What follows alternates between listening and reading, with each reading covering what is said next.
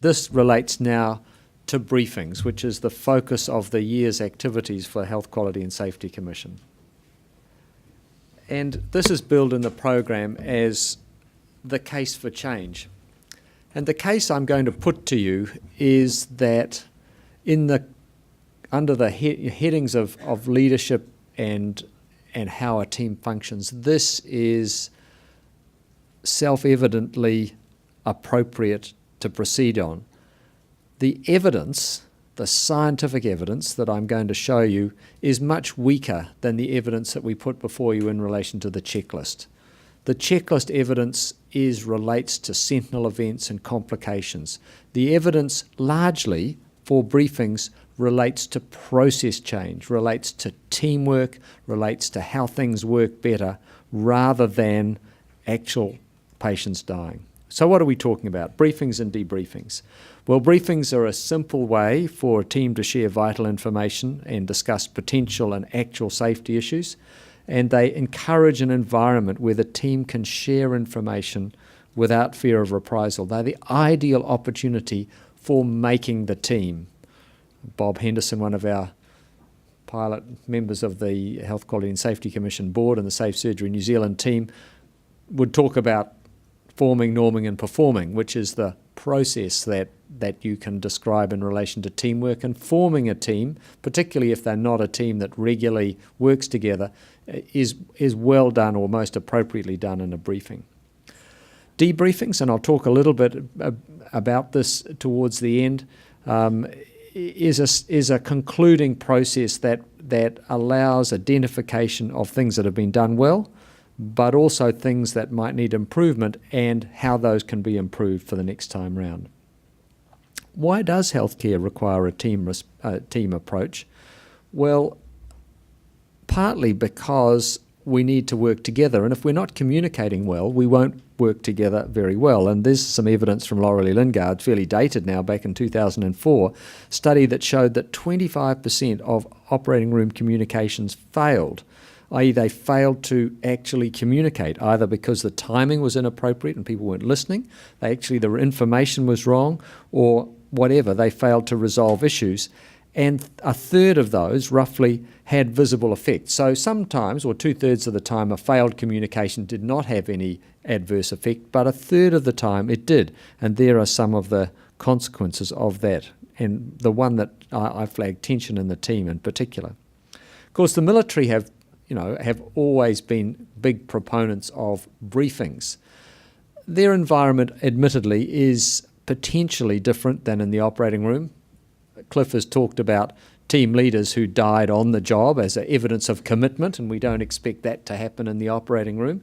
And obviously part of the rationale behind a military briefing is empowering everyone to carry on and achieve the objective, even if the leaders that would otherwise be giving directions are no longer present to give those leads. But there are elements where we can translate. I mean, the classic example, and we've heard a lot about Navy, and it seems only fair that I should put in an army analogy into this, is one of my great examples of failure because of non-briefing. This is a battle in the First World War. It involved largely the Australian 3rd Mounted Rifles. They weren't actually mounted because they had to leave their horses in Egypt, so they were sort of infantry. And this involved a complex operation, and I use that word deliberately, organised by General Sir Alexander Godley, and he was the general in charge of the New Zealand and Australian division. I think it's rather interesting that it was called that, actually. Not many combined Australian and New Zealand organisations start with the smaller party first, but nevertheless, this was the New Zealand and Australian division, and they were going to take this particular piece of land which was occupied by the Turks, and it was a heavily defended piece of land. They had to advance, theoretically, over an 80-metre wide stretch to Turkish trenches directly in front of them. It would have been, and turned out to be, almost suicidal. But Godley's plan was very complex. It relied on the New Zealanders taking Chunuk Bair, which was up to one side, and being able to advance and and have fire across the Turkish trenches, and it required a large British landing separately to that, and then and a naval bombardment. And in the context of all of that, 600 Australian members of the 3rd Mounted Rifles were going to advance in 4 150-men phalanxes at 2-minute intervals directly into the Turkish trenches. But Godley didn't want the troops briefed because he was worried about all sorts of things, but he thought, one, the timing, that would have required delays, and he wanted to get this attack going very quickly. So the 3 or 4 people under him knew what was involved, but everyone in those, the New Zealanders, the Australians and the British, had no idea what the overall concept of the attack was. And just briefly, the things that happened were that the naval bombardment was mistimed, and so it finished well before the attack, and the Turks were able to get back in their trenches and start get ready for the attack that they knew was going to happen. The New Zealanders were delayed in their achievement of their success at Chunuk Bair. They were 1 day late, so they weren't in position when this attack went forward. The English, there's a lot you can read about what the English did, but be uncharitable. The English thought it was a bit dangerous to land, and so they decided not to go ahead with their component, not being aware of how that linked in with the whole process. And the Australians went forward, and 332 of those 600 men were killed on that day, and a substantial number of the others were injured, and needless to say, they did not achieve their objective. And it could be argued, and I would argue, that had a full briefing taken place, that yes, it wouldn't have been a success probably, but that there would have been the ability for the team to make an alternative approach to the battle that would have seen it terminated much earlier, and many, many lives would have been saved. So what didn't happen in that particular case was that the soldiers did not have a shared mental model. None of them. There were about 4 people out of the 1,000 or 2, well, more than that, there was thousands of people who had an idea of what was the whole plan. Most of them did not know.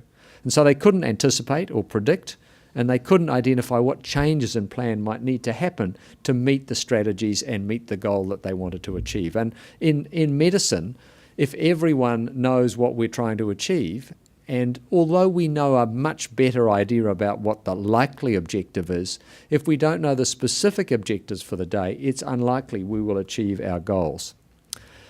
Now, another example of, some evidence of why briefings are helpful, and this is another paper from Laurel E. Lingard published in 2008, and this was where there were briefings. Admittedly, this is on a case-by-case basis, but what they did briefings, and they had a structured series of prompts, and they had a range of questions, and everyone attended. And what they found is that about a third of the time, the briefing identified something that was either a problem, an ambiguity, a knowledge, and provoked a change in plan or follow-up action.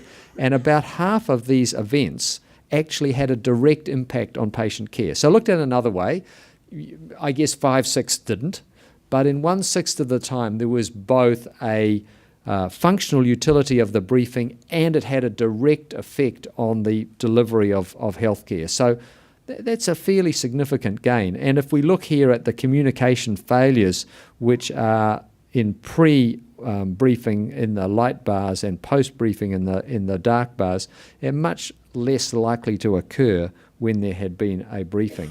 And in terms of the of the ones with significant consequences, post-intervention, about a third as common problems associated with visible consequences. This is another briefing study from Israel, and they used a briefing checklist, for want of a better word, which is not unlike the one promoted by the Commission at present. And they believe that a good cognitive model of the situation facilitates planning, anticipation, decision-making, and performance of individuals. And I thoroughly agree with that summary. And what they looked at in two different departments, one in orthopaedics and the one in gynecology, one before the briefings and one after the briefings, were the number of non-routine events that occurred. And interestingly, you'll see on the left-hand side a description of what they describe as non-routine events. Some of them I can believe happening, like missing hemoglobin value prior to surgery maybe. Some seem a little bit surprising. I haven't quite... Occasionally a patient does move, but and described there an anesthesiologist begins to wake up the patient when the surgeon declares that he's actually in the middle of the operation. I mean, there are some other things going on there clearly which don't completely fit into the briefings, but things which were unsatisfactory non-routine events. And they clearly not abolished by any means, but they were reduced a proportion after the briefing.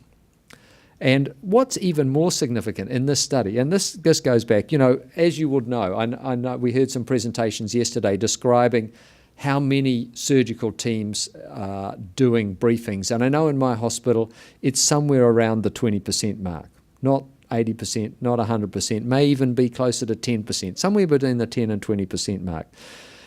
But those people that do it, once they do it, they just keep doing it. And what this study showed, apart from those results there, which are interesting, in that the team started to conduct briefings even without observers. So the study finished, okay? So they had a study and they had observers and they got the results that were there. But after that finished, the teams, they didn't stop. They said, they didn't say, that's, good, we finished that study, we've done that research, we can go back to doing what we did before. No, they went and included it as part of their daily routine. And down below, the second bullet point, the hospital management, having received highly positive feedbacks from the teams, then went about trying to implement briefings in all the operating rooms in the hospital.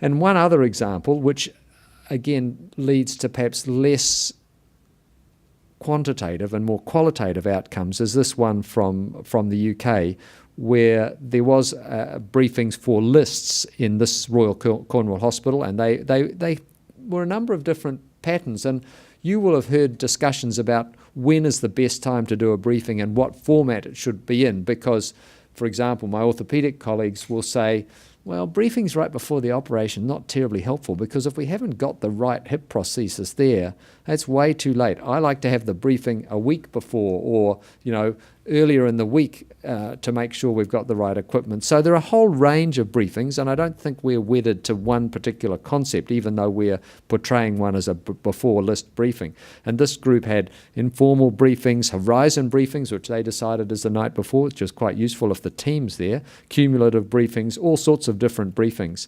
And what they found is when they asked the question, are briefings common in the operating room, and they correlated that with a safety culture survey like the one that we've done in our hospitals recently, they found that the safety climate was better in those who agreed with the statement that briefings are common in the operating room. So the two things were related. They may not have been cause and effect, but in environments where briefings were common, the safety climate was better.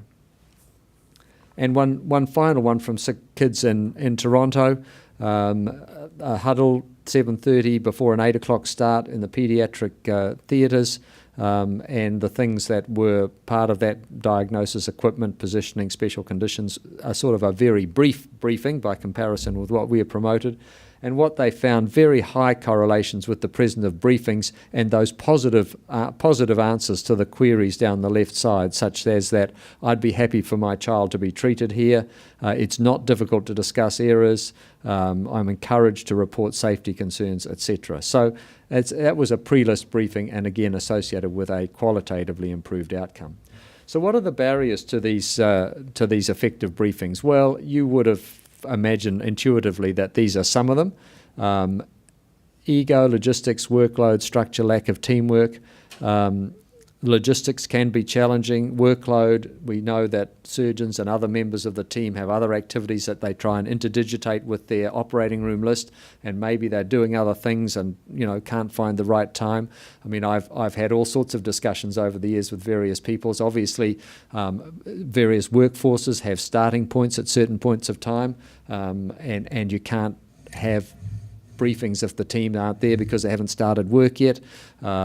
Sometimes there are barriers in terms of the organisation saying, no, I know you'd like to have a briefing and a nice to be start after a briefing, but actually we're required to start by 8:30, and if you have a briefing any later than X, we'll have late starts, and we're not prepared to do that. Notwithstanding that that's only a measure of starting point, you could argue that you should have a measure of finishing point at the end to show how efficiently your surgery's taken place.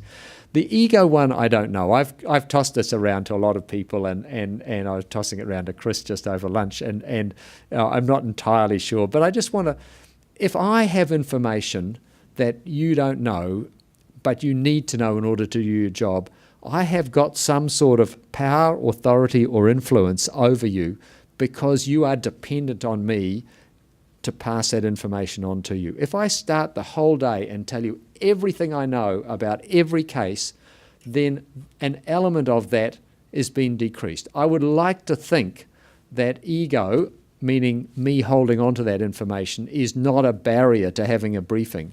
But I just wonder in the back of my mind, somewhere along the line, the idea that it's for me to know and you to find out doesn't sometimes limit our ability to construct appropriate briefings. In fact, when we were doing this sort of roadshow thing a couple of years ago, and I'll put up the part that I want to emphasise in a bit bigger detail, we went round with Clifford Coe, you might recall, in different, again, a roadshow thing, and we asked groups at the table to write down what they thought were the barriers to briefings. And you can see there that there's a small number of environmental barriers, a tiny number of equipments. I love the one masks, because, you watch all those TV programs and about surgery, and nobody's ever got a mask on because, of course, you couldn't see what the actors would be saying if they had masks on. It's sort of realistic, but not very good for the production. And I don't know why masks would be a barrier to briefings, but the implication is that you're doing in the operating room after the operation started. And anaesthetists don't believe in masks anyway, so I don't know why it would be a barrier. But that was one of the things that came up. Not many things in equipment, not many things in environment, a little bit in process, but the biggest group of barriers were perceived by people like you around the table in this discussion were people related to things. And you can see some of the things that people saw as barriers to briefing: lack of buy-in, fatigue. I'm too tired to do a briefing. God, if you're too tired when the list's going to start, how are you going to be halfway through the day? Negativity, lack of engagement, things which I hope we can get beyond to introduce briefings. As you know, we've provided a vanilla version of a briefing list. The idea that all are present. It's hard to run a briefing, and I can tell you this is a challenge. I have a challenge getting my registrar to the briefing because they're often doing a ward round with another consultant. This is in public anyway. And often they know things about the case that I don't know. Oh, I've just seen Mr. Smith for today, and did you know that he's got a fever? There's often things that they can bring to the table. So if you don't have everyone present, you might not have all of the information. And a partial briefing's only marginally better than no briefing at all, because you might be missing in the briefing that one thing's actually going to make a difference. In those 5/6 of things where there is a failure, the information's communicated, but it doesn't actually make a difference. The one that might make a difference might be in that person that's missing. I think it's useful to have a guide. I don't think. I find it very helpful when I'm in checklist mode to actually use a checklist, and so I have this that printed out in my loops, so that when I come to theatre, I've got my glasses, so I open that, and in the case is that, so that I know I'm just running through the program. I'm not going to miss anything out, and hopefully we've got open communication, cooperative environment, shared goals. And when I think about the science for this, I really think this is like the parachute trial. This is like, do we need to prove that have everyone round the table, round the scrub bay, in the operating room, wherever you choose to do it, in the coffee room, actually talking about what we're going to do today is these 4 cases, and that could conceivably be bad. And my own personal experience is not only not bad, it's also not a waste of time. It actually saves time. Here are some of the barriers that need to be considered. Are they worth overcoming in the interest of a better day? Does the transfer of information reduce the power? Does a lower authority gradient make for a safer workplace? And do briefings create efficiencies, or are they just a time waster? Well, I think you can contemplate all of those. What about debriefing? Again, there are some challenges with this: time, logistics, uncertain leadership, lack of closure loops, and I think we've all struggled with some of these. Time is one of the challenges, and i.e. when should it be done? And just, I think the only realistic time, apart from, and I'm talking about a regular normal day now, not something where some big thing happened and we're going to have a debrief with a capital D. That's something where you may need to set a separate time. This is just your average list. Went fine-ish. Maybe there's a couple of little things to comment on, but basically it was absolutely fine. When to do it? Well, probably around the sign-out time for the last case. That's probably as good as any. Please come up with alternatives, but that's probably the best. What do you do with that? And I had some really good discussions yesterday about the best way to do this. And we had Bob Henderson, who I've commented on already, saying, well, I asked him, I said, well, what do the airlines do? Because I asked him to talk about debriefings, and he talked about, what happens when the wheels wouldn't go down, or, there's some big thing. And I said, yeah, that's fine. But we know that 99.5% of the time you spend a day flying and nothing like that happens. It's just an ordinary day flying. What do you do? And he said, well, it's just a time to say, thanks, guys. We had a great day today. Enjoyed working with you. And anyone got any comments? And, that's all they do. And I think that's all we need to do most of the time as well. One little thing, which I did once, and one of my surgical colleagues who was at the session yesterday commented on that he did, that I think works quite well, and it certainly makes sure that you open up for feedback about this, is when you get to this is as a surgeon, when you get to the debrief time, saying, oh, this is the last case, so I guess we should have a debrief. Who would like to do the debrief today? And hand it over to the nursing team. And when I did this at Southern Cross one time, I got it was great feedback, because it completely allowed the group to make comments on things that I would never see, and they commented on me. So if I'm doing the debrief, I'm very unlikely to debrief myself. You know that. Surgeons are never likely to say, well, that was a great day, team. You're all fantastic. I was a bit hopeless because I should have done this and that, and I never told you about this that I was going to do and whatever. That doesn't happen that way. But in the nicest possible way, one great way for surgeons, and I'd recommend it, to make sure that everyone has a chance to contribute, is to say, oh, well, it's the last case for the day, so I guess we should have a debrief. Who would like to run that? And just toss it out there. And if everyone says, oh, no, we're all too busy and we've got to run away, well, at least you've done your job. And I might say in that context, well, I thought it was a good day. Thanks, guys. And, let's see you next week. Or alternatively, you will get some very useful feedback. I just toss that out there, because I think if we don't debrief, we just have the same things go round and round. And sometimes there are things that need to be addressed, and they're appropriate. We have a form here, as you know, the end of list debriefing, just as a clue. I don't have this in my loops. I don't have this written down anywhere. I have to try and remember it, but I think it's not too hard to remember, because it's pretty clear. One of the things that sometimes is a problem is if there is a significant issue, somebody needs to take ownership of that. If there was, surgeons, we always moan about equipment.